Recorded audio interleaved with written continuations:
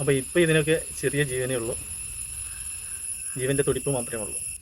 നമ്മൾ air layering ചെയ്ത് വെച്ച ഒട്ടുമിക്ക പ്ലാന്റുകളിലും വേര് വന്നിട്ടുണ്ട്. പേരക്ക, ഒലിവ്, അത്തിപ്പഴം, റംബുട്ടാൻ, അങ്ങനെ ഒരു നീണ്ട നിര തന്നെ ഉണ്ട്. അപ്പോൾ ഇന്ന് കുറച്ച് ഒഴിവുണ്ട്. അപ്പോൾ ആ സമയത്ത് നമ്മൾ ഒരു 10-15 നമ്മൾ കട്ട് ചെയ്ത് തൈകളാക്കാനുള്ള ശ്രമത്തിലാണ്. കൂടുതൽ വേര് വന്നു കഴിഞ്ഞാൽ അതിൽ ഈർപ്പം കുറയും. അപ്പോൾ പിന്നെ വേരുകളൊക്കെ ചത്ത് ഉണങ്ങി പോകാനൊക്കെ സാധ്യതയുണ്ട്. മഴക്കാലമായതുകൊണ്ട് പ്രശ്നങ്ങളില്ല, മഴയില്ലാത്തതുകൊണ്ട് പ്രശ്നമാണ്.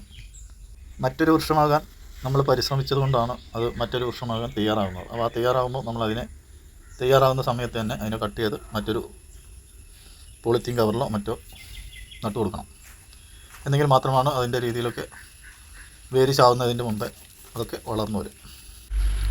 വേര് വന്നിട്ടും നമ്മൾ പിന്നെ അതിനെ ശ്രദ്ധിക്കാതിരുന്നാൽ വെള്ളം കിട്ടാതെ അത് ഉണങ്ങിപ്പോകും.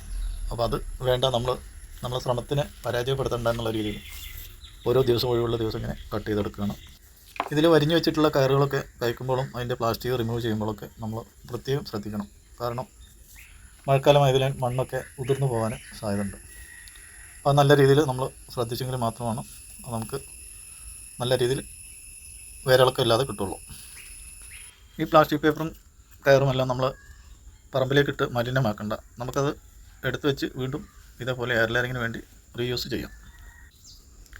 ഇതുപോലെ ചാണകപ്പൊടിയും മണ്ണും കൂടി നന്നായിട്ട് മിക്സ് ആക്കിയിട്ടാണ് നമ്മളിത് നട്ടുപിടിപ്പിക്കുന്നത്. അപ്പോൾ ഇതിലൊക്കെ ചെറിയൊരു ജീവൻ്റെ തുടിപ്പ് മാത്രമേ ഉള്ളൂ. അപ്പോൾ അത് പൂർണ്ണമാക്കാനും നമ്മളത് ശ്രദ്ധയോടെ നട്ടുപിടിപ്പിച്ച് ശ്രദ്ധയോടെ കൈകാര്യം ചെയ്യണം. എന്നെങ്കിൽ മാത്രമാണ് അതൊരു നല്ലൊരു തൈയായിട്ട് മാറുക. ജീവൻ എന്ന് പറയുന്നത് നമുക്ക് മാത്രമല്ല, ഇവർക്ക് വലുതായിട്ടുള്ള ജീവനുണ്ട്. അപ്പോൾ അതുകൊണ്ടാണ് നമ്മൾ ജീവൻ എന്ന് പറയാൻ കാരണം. ഇപ്പോൾ ഇതിന് ആഴ്ചയിൽ 2-3 ദിവസം നനച്ചു കൊടുത്താൽ മതി. പിന്നെ എന്നും ഒന്ന് മുഖത്ത് വെള്ളം തെളിക്കുന്നത് നന്നായിരിക്കും. എന്നാലും വാട്ടമില്ലാത്ത രീതിയിൽ കിട്ടാൻ അത് പ്രയോജനപ്പെടും. ഇപ്പോൾ മഴക്കാലമായതിനാൽ മഴയത്ത് വെക്കുന്നത് നല്ലതല്ല. അപ്പോൾ ഇപ്പോൾ ഇതിനൊക്കെ ഒരു ചെറിയ ജീവൻ്റെ തുടിപ്പ് മാത്രമേ ഉള്ളൂ. അപ്പോൾ അത് അങ്ങോട്ടോ ഇങ്ങോട്ടോ എന്നറിയാത്ത സമയമാണത്. അപ്പോൾ അതിനെ നമ്മൾ സംരക്ഷിച്ച് കൊണ്ടുവരാണ് ഇപ്പോൾ നമ്മൾ ചെയ്യുന്നത്. ചെറിയ ജീവന് ഒരു മുഴു ജീവനാക്കി എടുക്കുക എന്നുള്ളതാണ്. ഇതൊക്കെ ഈവനിങ്ങിൽ കട്ട് ചെയ്ത് വെക്കുന്നതാണ് ഏറ്റവും നല്ലത്. കാരണം രാവിലെ കട്ട് ചെയ്ത് വെച്ചാൽ നല്ല വെയിലായിരിക്കും മഴയില്ലെങ്കിൽ. അപ്പോൾ അതൊക്കെ വാടി പോകാനൊക്കെ ഒരു വാട്ടം വരാനൊക്കെ സാധ്യതയുണ്ട്.